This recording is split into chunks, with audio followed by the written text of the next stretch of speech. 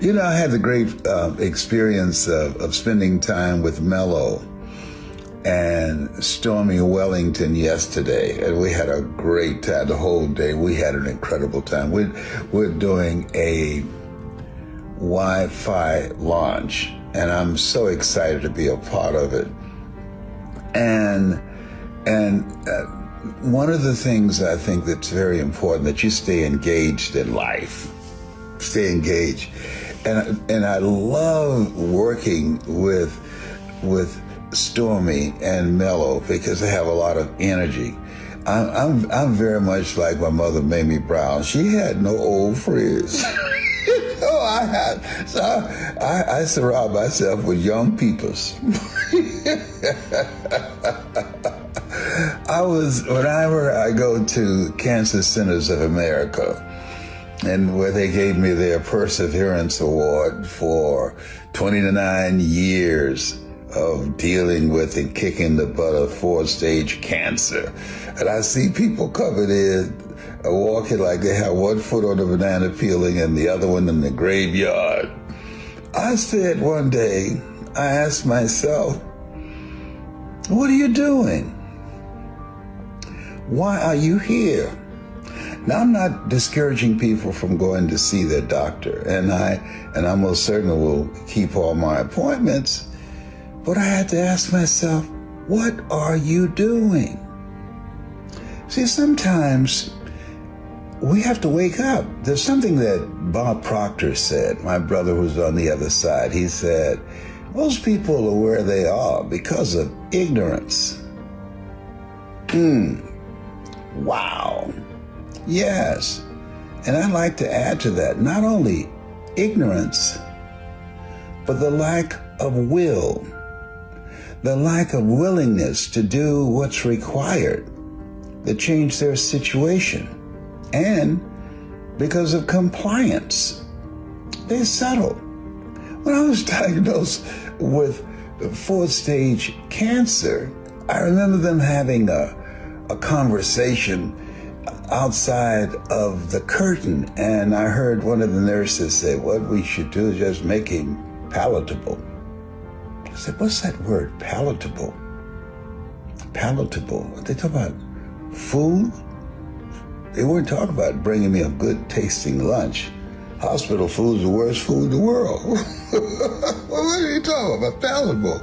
So I asked the nurse, what's the word palatable? What does that mean? Oh, make you comfortable.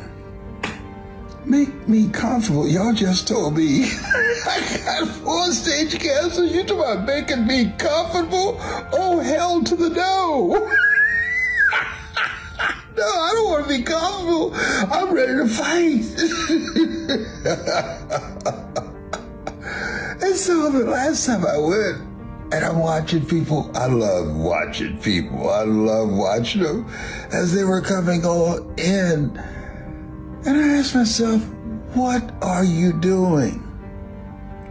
Do you truly believe that you in the Atlanta traffic going to Noonan, Georgia, it took you about an hour because of the traffic, that somebody can come in and look at you for 3 minutes, listen to your heart, put the stethoscope on your back and say cough, and open your mouth, okay, and squeeze your leg, and they take your shoes and socks off so we look at your feet. Okay, put them back on. Now write your prescription. 3 minutes. Do you truly believe it took you over an hour to get in, and somebody gonna come in and look at you for 3 minutes? And there are some situations that, oh, well, we know you got some other problems, and I know you got some pain in the kidney area, and we will have a physician assistant to talk to you through Zoom. Through Zoom. Okay. Question once again, what are you doing, Les Brown? So going back to what Bob Proctor said, He said that most people are in this situation because of ignorance. So I started doing some research. I am what doctors call a train wreck, but I'm eliminating this. 4th-stage cancer, inflammation, type 2 diabetes, high blood pressure, heart disease. I can see death looking through my window. We coming for you. I got up and started running. I know, just say, you know what? That fool is not going to be palatable. He's not going to be comfortable. He is running. He is busy. He's working. He is trying to delay the inevitable. You got that right. So what are you doing? Well, I'm fasting. Well, I'm exercising. Well, I stopped fighting other people's battles. Well, I'm getting my rest. Well, I'm having more joy and more fun. Well, me and Tyrone, we go for long walks. If you don't know about Tyrone, that's my little squirrely friend.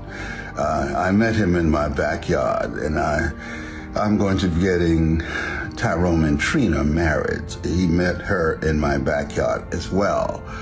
And I will be officiating the wedding of these two squirrels. He taught me squirrely, and I taught him English. Like, for instance, that's squirrely in what I just said. You have greatness in you. So, if you want to learn squirrely, talk to me. I'll do a Zoom call and I'll hook you up. It only costs $7, okay? My kids say, if we hear you talking about that Tyrone and y'all down there speaking squirrely in the basement, we're going to put you in a nursing home. I say, you got to catch me first. But what are you doing?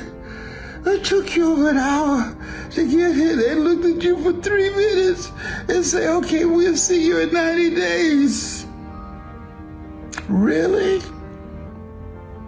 So guess what? I want you to write this down. Get busy. I started doing some research. Get busy. What is it? What role do I have to play in this? This is a partnership, and I'm the lead partner. This is my life. And so I started exercising and doing smoothies, doing meditations and prayer and visualizing myself, getting healthier. I started detoxifying my life. Do you know negative people? Listen to me. Negative people can create stress in your life, and they can reduce your white blood cells. What do you mean? What's that? Your white blood cells? That's the army that protects you, your immune system. I said, I stopped. I looked at the relationships in my life, my family, each one individually, and friends. And I started asking myself, I love to give, I love to help. But I started asking, what kind of person am I becoming because of this relationship? Is it peaceful? Is it fun? Is it enjoyable? Is it exciting? Is it adventurous? Are we making money together? Do they keep me young? Just because I'm 77 don't mean I have to look 77.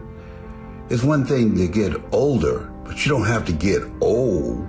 That's what George Burns said. The millennials don't know about George Burns and Tracy. No, they don't know. So I'm saying to you, You have something special. You have greatness in you. And become active in this thing called life. Don't settle. Don't settle. I'm working with Stormy Wellington. We're doing something Wi-Fi launch. Why, Les? Because if you want to make money today, it's going to be done on the internet. I'm talking about and secure your own financial future and the opportunity to create wealth. Well, let me share something with you. I know a thing or two. I've been on this planet 77 years. You know why the majority of wealth is controlled by 1%? Because the 1%, they control the politicians. They own them. They're in their pocket. And the masses are kept divided by politics and religion. And while we are fighting each other, they are focused on the money. And the only people that get through are the people that are hungry, the people that are executing, the people that understand the words, commit thy works unto the Lord, and thy thoughts shall be established, and all thy ways acknowledge him. See, no, nothing works unless you work. Your willingness to learn, whosoever will. If you're willing to learn, no one can stop you. If you're not willing to learn, no one can help you. So I said, it's mindset, it's internet. That sounds like fun to me. I've got children and grandchildren and great-grandchildren. A good man leaves a legacy for his children and for his children's children. My goal is to let God use me as an instrument, as his representative, to let my light shine, to bring the greatness out of you, to help you step out of the conditioning and learn how to make things happen in your life in spite of the barriers that have been placed so that the rich get richer and the poor get poorer. Oh, I know the game. I'm a former state representative. I know the game. And I'm saying to you, don't settle. Don't settle. Life has no duplicate. Don't settle. You have greatness in you. Get in a community of collaborative, achievement-driven, supportive relationships with people who have goals and dreams, people who are going in the direction of where you're going. I'm just saying. That's my story, and I'm sticking to it. You have something special. You have greatness in you. Bye for now. Tyrone is saying bye, but he's got little short legs, so you can't see. Oh, behave. I hope I brought a smile to your face. Bye, darling. How would you respond when someone's back is up against the wall, they're facing failure time and time again? Let me just share a little quick story. Years ago, I worked with Tony Robbins. In 1999, I was working with Tony Robbins. I thought, model one of the best. It was either you, Stephen Covey, or it was Tony Robbins. And at the time, Mike, I had a little connection into Tony Robbins. So I went with Tony Robbins. Yes. And I got so pumped after a year of working there. I gave over 240 presentations. What a great training opportunity as I traveled the country and just was able to present so many times. And finally, he said on stage, talking about living your dreams, he said, when would now be a good time? He told the 5,000 people audience. And I remember I nudged my wife and I said, that's my calling, man. I'm making an excuse for myself. It's time for me to go live my dream. Anyway, long story short, I left the Tony Robbins organization. I called my parents. I said, Mom, Dad, can we and the kids stay at your home for just a couple months as I do my first seminar? Our home was actually rented out at the time because we were traveling so much, so I couldn't go there. And Mom and Dad said, absolutely. Well, those 2 months turned into 5 years in the basement of their house. And I thought, oh my gosh. And in my darkest moment, my wife says, you should go get a job. I said, but I hear Les Brown in me, right? My calling is to do this. There's gotta be a way. I can't just give up on the 10-yard line or whatever. And she said, well, what are you gonna do? And I said, honey, I'm gonna go write a book. And she said, you're gonna do what? Have you even read a book? Anyway, I said, I'm gonna go write a book. And we had a car repossessed, so we ended up with one card. And I decided I can't write where the kids are, so I drove down to the grocery store parking lot and I started to type. And 2 months later, If You Think You Can was written, and I'm telling you, it was published about 3 months later. And from then, my world in 2005 turned overnight. That book became an international bestseller back in 2005, and we just came out with the 15th version. It's coming out next week, and so it's just unbelievable. As I have always told audiences, believe in yourself, believe in your dreams, figure out the right strategy, but never give up. I don't know, how do you counsel people to respond to those kinds of challenges without giving up? Well, first of all, we always have a choice. There's something in us, TJ, as you know, that's greater than anything that we face, even though we have no evidence to point to prove it. Like as I'm speaking to you now, that's right. I had to prepare myself mentally because I'm in pain as I speak to you. The cancer has eaten 40% of my T1 vertebrae and metastasized to the T2, to T3, and to the C7. And I just spoke to an audience this morning, and I said, a doctor looked at me and he said 3 words that no one ever wants to hear. He said, you have cancer. And the audience got quiet. And I said, sir, can you give me a second opinion? He said, yes, and you're ugly too. That's good. I said, no, he didn't. I said, I got issues. Well, here's the thing. Life is a fight for territory. And once you stop fighting for what you want, what you don't want will automatically take over. So I could have said, and even now I could say, this pain is just too great.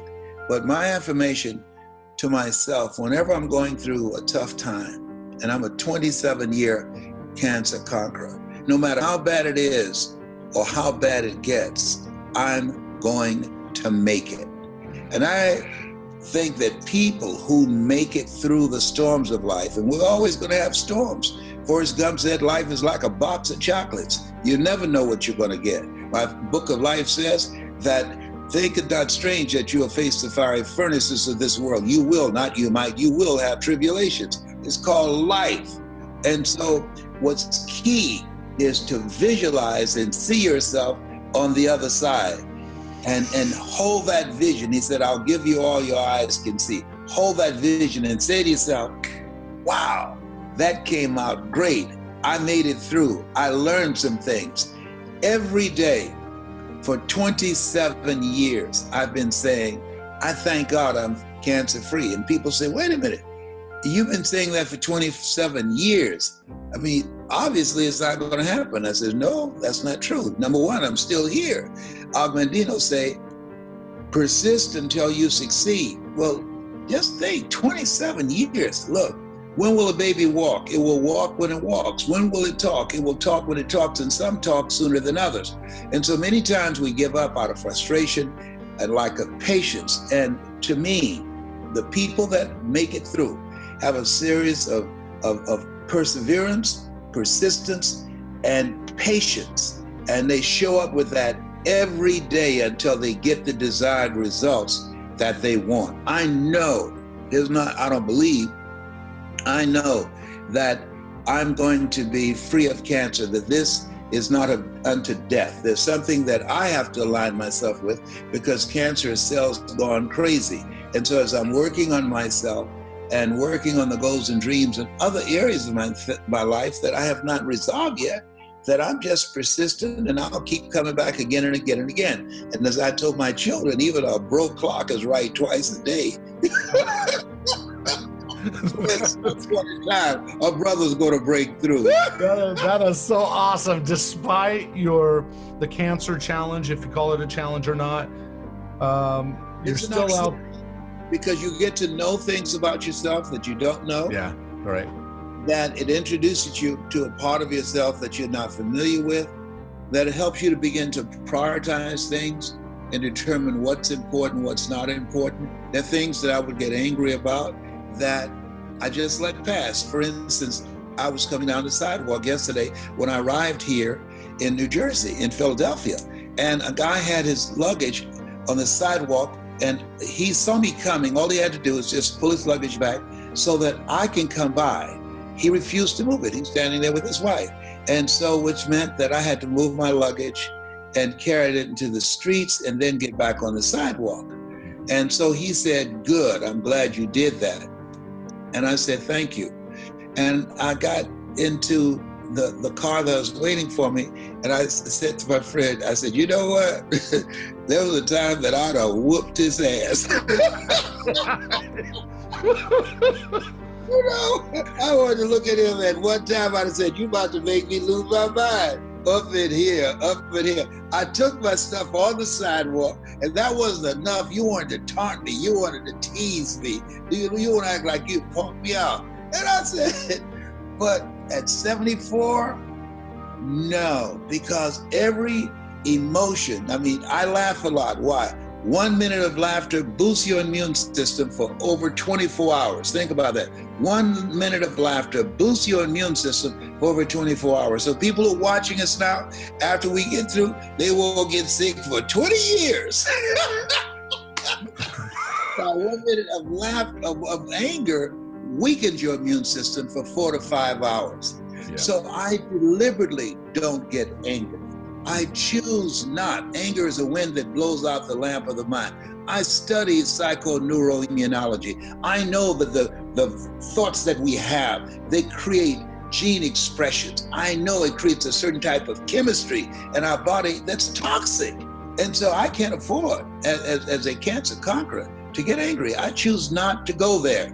And we always have a choice. And I believe that the type of program that you have, it gives people the mental and emotional and psychological and spiritual muscle to have a clarity of mind to stand back and say, you know what? I'm not going to go there. I'm not going to let this get to me. I'm better than this, and rise above it and move on with their lives. Wow, that's powerful. Thank you for sharing all that.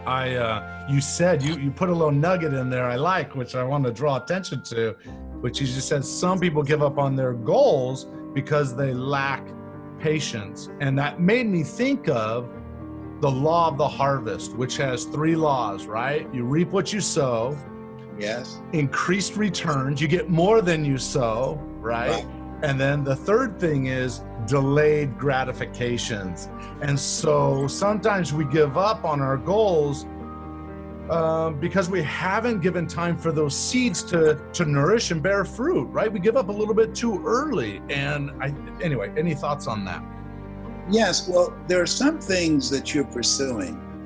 I see that we grow from people and from projects. I'll be a better person at the end of this program because of our communication. We grow from people and projects. And so when we have projects, they challenge us. Why? Because we always, if we want to grow and we're serious, choose projects that's beyond our comfort zone.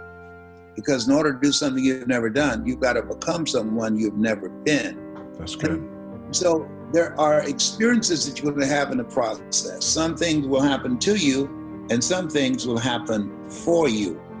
And so I believe that those things that happen for us that sometimes we're aware of, but most of the time we're not. That's what psychologists call your scotomas, your blind spots. Right. That a lady, she's an intuitive, and she wrote me a note when she found out that I was a 27-year cancer conqueror, and she says, "This is not unto death to you."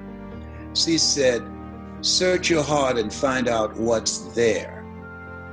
Because, and she was one of the people that gave me a book years ago that I read called Who's the Matter with Me?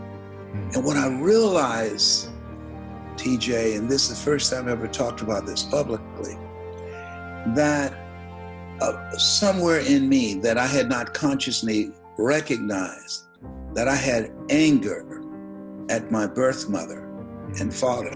How can you bring someone in this world who didn't choose to be here and walk away? And even though we are told, forgetting those things which are behind, reaching forth unto those things which are before, I woke up in the middle of the night, and sometimes you can get a message from a movie. Right. In a movie with Tom Cruise, it's called Magnolia. And I never saw the whole movie, but there was a quote that woke me up around 3:15, I never forget. And the quote was, "We might be through with our past, but our past is not through with us." And so I have unresolved stuff in me because for a period of time, I saw myself as have been given away. But there's been a shift in my consciousness. Now I look at my life and I realize I was chosen with love, that God took me out of my biological mother's womb and placed me in the heart of my adopted mother. And that's why I know, now that I've come to grips with, now that I had to get some help, and I believe ask for help, not because you're weak, but because you want to remain strong. Yes. And ask for help and don't stop until you get it. And I said, you said this is not unto death for me, search my heart. And I said, can you help me go there? And she did, because sometimes somebody can take you to a place within yourself that you can't go by yourself. And in that session, I realized the anger and the hatred that I had for two people that I don't even have faces for. I've never seen my birth mother or birth father. And so I had to resolve that. I had to forgive myself first and then forgive them.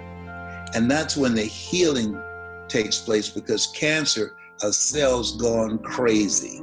Yeah. And so now, as I move to a place of love, God is love, and he who dwelleth in love dwelleth in God, and God in them. As I move to a place of love for them, that now I'm in harmony and in integrity with who I am as a person. And I have forgiven myself, I've forgiven them, and I'm living this mission of making the world a better place than how I found it, of being a source of light and hope and inspiration for people. And you're doing an awesome job. There is no long-term benefit for being a grudge holder, holding resentment toward people. I always tell people say, well, do things bug you? Well, things bug me, but listen, yeah. I don't live there. And I always tell people, I let things roll off my back. You can criticize me all day long. And you know what? I'm not going to internalize that. Yes. Right? Because I know who I am and I'm thankful for who I am. Anyway. Yes. And that is real, because the stuff we take on, they said hating someone is like drinking poison and say, okay, now you're going to die. No, it's not going to happen like that. Yes, no, we all need coaching on how to let some things go. One of the things that I teach is let go or be dragged. That there are certain things that you know that you need to let go of.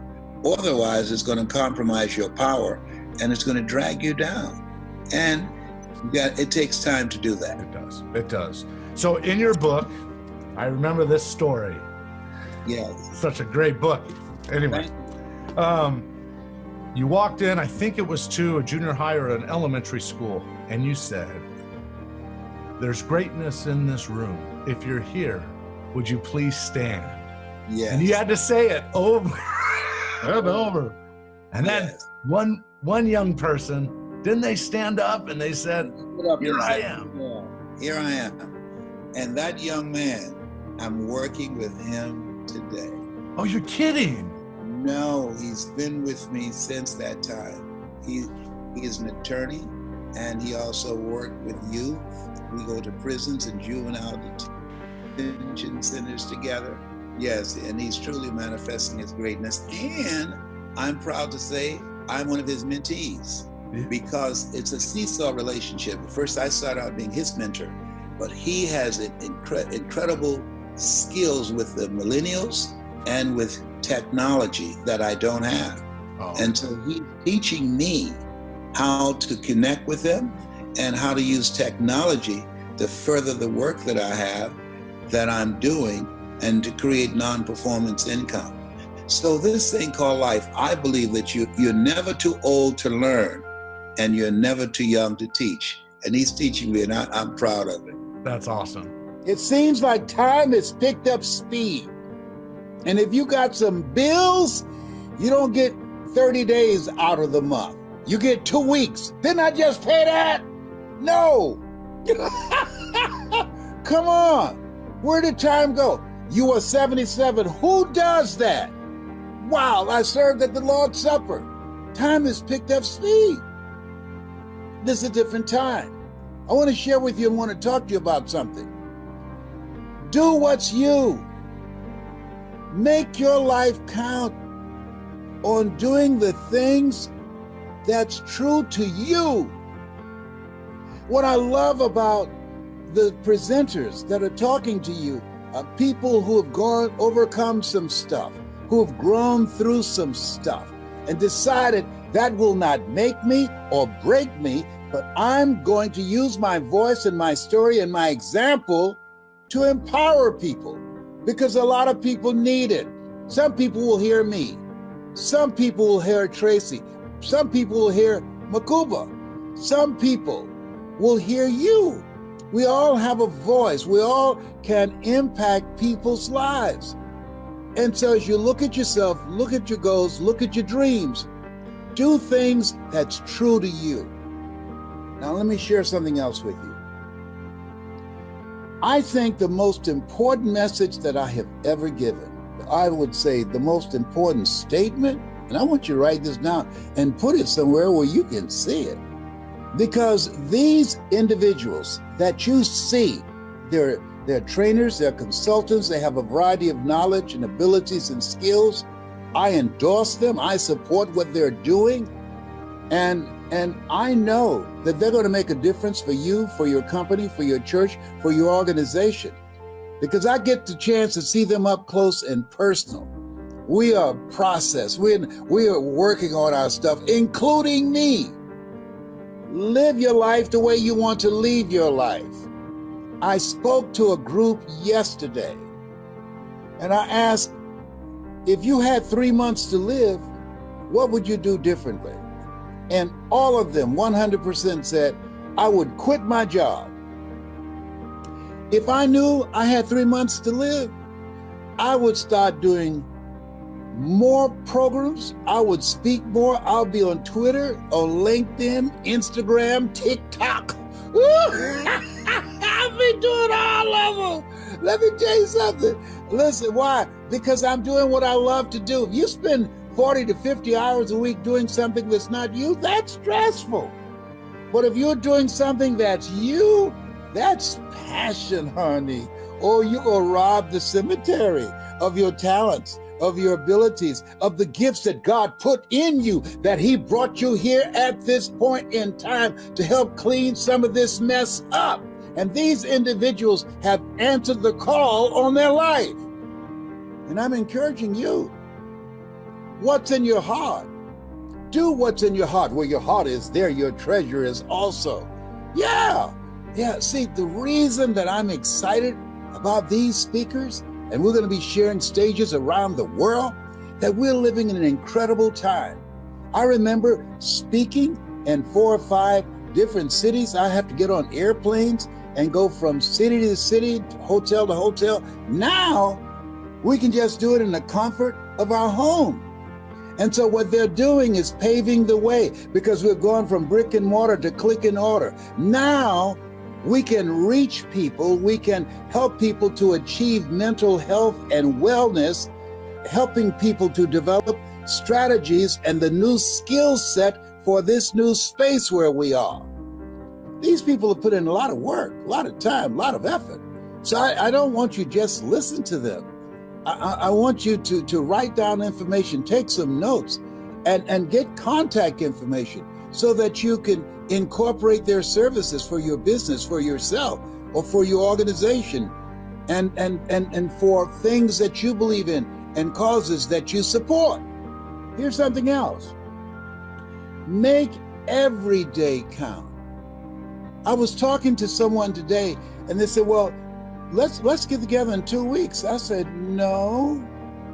I said, you just told me you're an hour and a half away. I say, let's do this right away.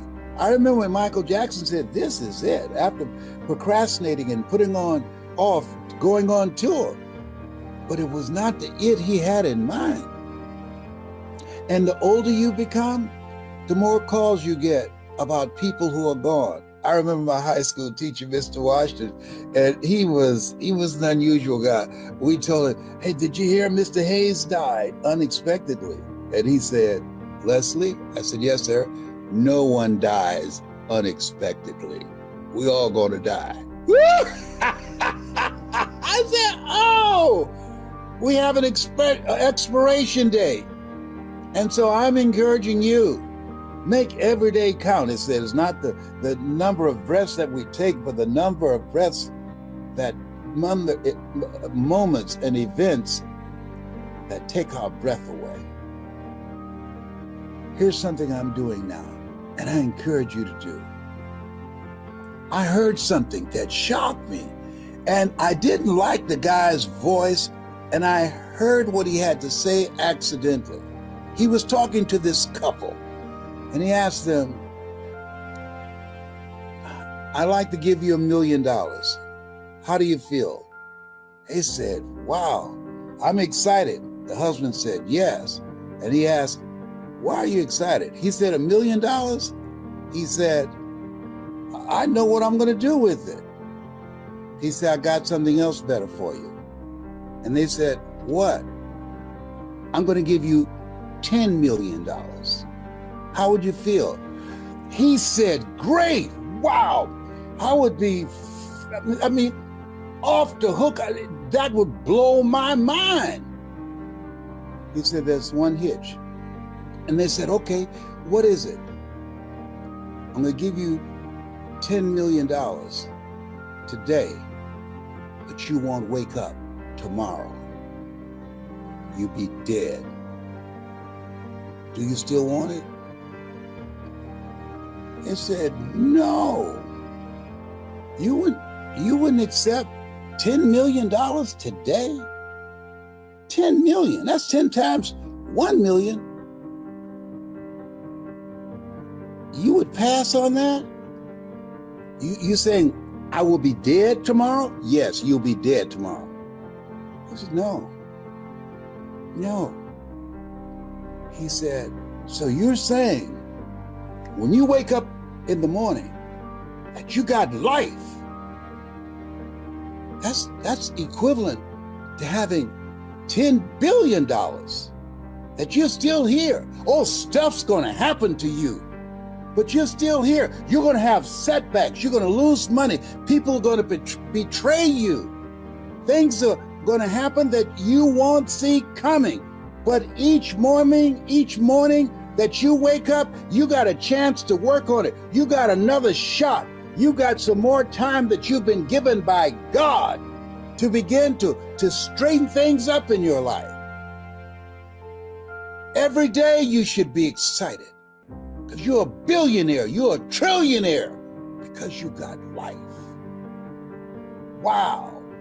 As Del Toro would say, I'll wait.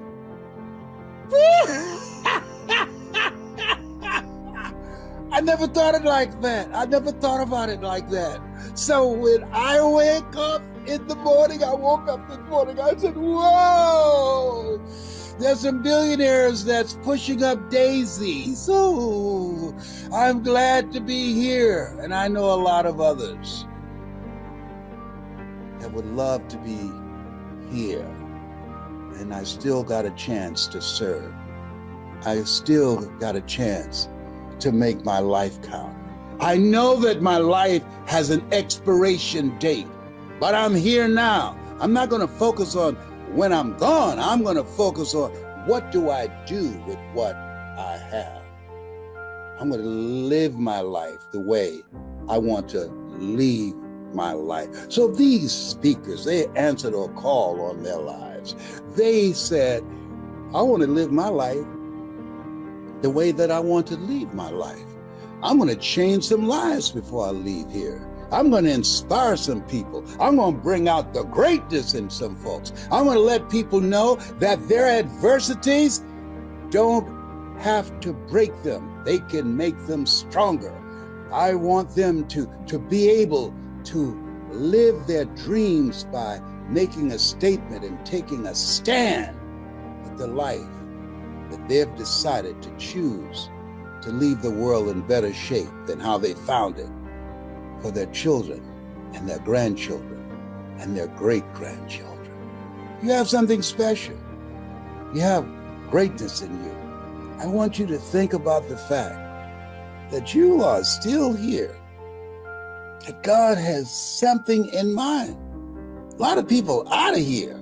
People dying today who never died before. Come on. Oh, behave. And I decided, write this down, smile in spite of. Why? I got some stuff going on. I got some challenges that I'm facing. But you know what? Even homely people look better when they smile. Watch this. Smile at somebody on your right or left.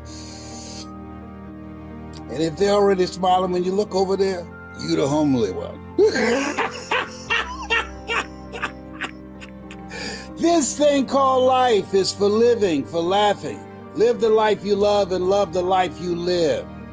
And decide that you're going to do what you can with what you have to leave it in better shape than how you found it. You have something special. You have greatness in you. We've all had major disruptions in our lives because of this pandemic. And when you have a disruption, that requires transformation. I don't care how fast a caterpillar can run, it can never fly until it goes into a cocoon and experience a transformation. Doing great requires that we become great people, and all of us can become great people, quote unquote. That's me. Because we have the potential for greatness, but because most of us have been marginalized and we live in a world where we're told more about our limitations rather than our potential. They did a study. If I say to you, Dr. Trim, you can't do what it is you say you want to do, somebody else has to come along and say, Dr. Trim, you can do it, you can do it. Dr. Trim, don't listen to us. You can do it, you can do it. 17 times to neutralize that one time. That's why the book of life says, faith comes by hearing and hearing and hearing. So we have to train our minds to serve us. Otherwise, our minds will be trained and groomed by this thing called life. Be ye not conformed to this world, be ye transformed by the renewing of your mind. And that's an ongoing process. That's so powerful. What transformed you from Les Brown working for Amway to Les Brown, the motivational speaker? Like, what was that transition point, and why me? Because people started paying me. How much do you charge? How much have you allocated? We only have $2,000. I didn't speak right away because I would have spoken in unknown tongues. Yeah. I say, okay. And so that's how, because if you impact drives requests, if you make a difference in people, I called you because you impacted me. I didn't know you. Yeah. But when you spoke and I'm looking at your eyes, I'm listening to your voice, and you're sharing an idea and concept of how you can provide virtual assistants for people, and so allow you to do what you do best and have people that can take the stuff off your plate and be able to allow you to grow your business. And how you were all in on it. I just said, I like this dude. People don't do business with you unless they like you. Who are you? What do you have? Can I trust you? And so I felt you in my heart. And I said, I got to call you. And then I talked to one of the operators. I said, I want to talk to the dude that did the commercial. I gave him a fit. That's so funny. Yeah. Yeah, they're like, I don't know. Who are you again? Yes. But when you called in, my whole team was like, I got a message, I got an email, somebody called my cell phone, and Yeah. somebody was texting me, and it was like, Well, the reason that when I think about you, I've been around this, I'm 79. I've been on stage with Dr. Norman Vincent Peale, with Zig Ziglar, Jim Rohn. And there's a vacuum now that where many people are focused on speaking to sell. yeah. And so I saw you speaking to help people to maximize the impact of what they want to do by taking things off the plate that they shouldn't be focused on. Og Mandino, who's a very good friend of mine, wrote the Greatest Salesman in the World. He said in the book, The University of Success, most people fail in life because they become distracted by secondary activity. And what you were saying, hey, you don't need to be focused on secondary activity. You want to operate in your calling, in your gift. You want to do that which you do well. And if you do that, you can do it even more effectively and have a greater impact by taking stuff off your plate that does not impact your bottom line. Why do you think people get distracted by that secondary stuff? Like they'll be growing a business and all of a sudden they get so busy that they forget the one thing that matters. Like, what do you think that? Where will we get that experience from? Where will we get that knowledge from? We'd spend 12 years in school, reading, writing, arithmetic. Don't teach critical thinking. Don't teach how to build relationships. Don't teach who am I? Where am I going? Who's going with me? Does not teach self-reflection. Where are we going to get that? You think that we are not aware of that should be a part of the curriculum? And it's not, because school is designed 12 years to prepare you to go out and to get a job, the journey of the broke. And so that program is gone now. It's a different place. And so people now have to reinvent themselves. People now have to upgrade their skills. People now have to do what Peter Drucker talked about. He said that we must be willing to unlearn, because the things that we know, the things that we've learned won't serve us now. We got to be willing to unlearn, learn, and relearn. This is where we are right now. And we have to do that continuously. Otherwise, artificial intelligence will leave us behind. And most people don't know that. It's common sense, but not common practice. So what you're doing in introducing, you have to educate people and create the thirst, because most people don't understand. Why would I need a virtual assistant? They don't understand that. I should have had it a long time ago. But I was trying to do it with my family, and I realized that you can have family members that's in the business, but the business is not in them. Yeah. And that cost you. And I had periods where I had somebody embezzle over $400,000 from me. And I made a very bad mistake.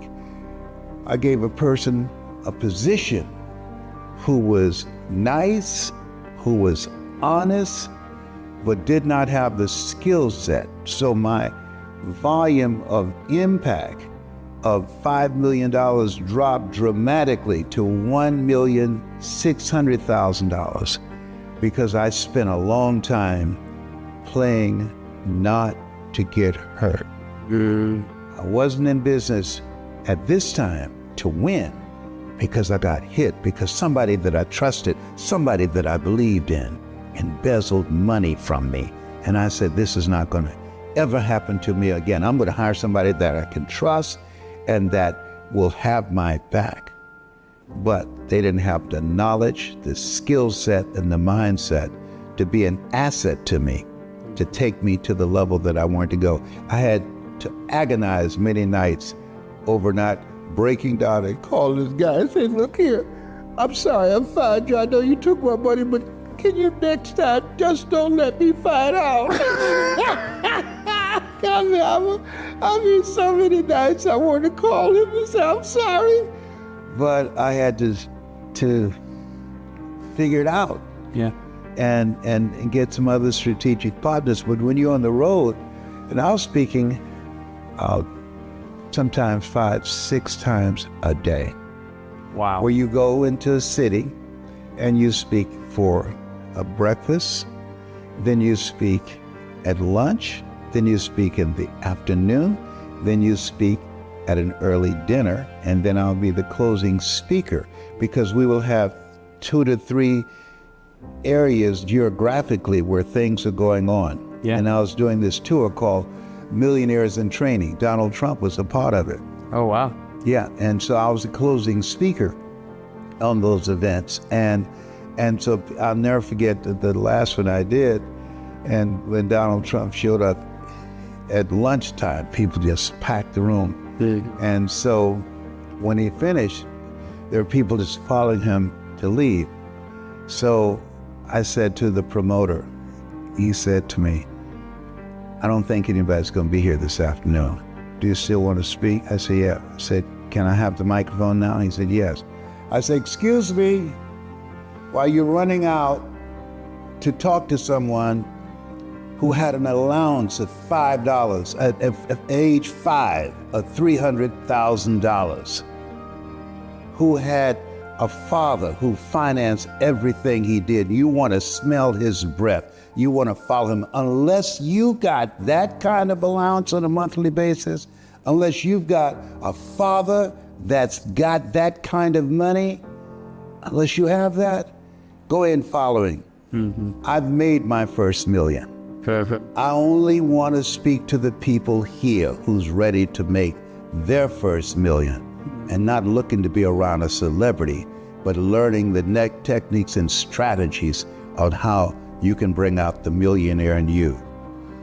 And they turned red in the face, and they came back in the room and sat down. I said, okay, because they looked at me and said, damn, if he has made his first million in 3 years, why haven't I made mine? That's right. And so they came and sat down. So I was able to retain the audiences and close out in a standing room only. I love that.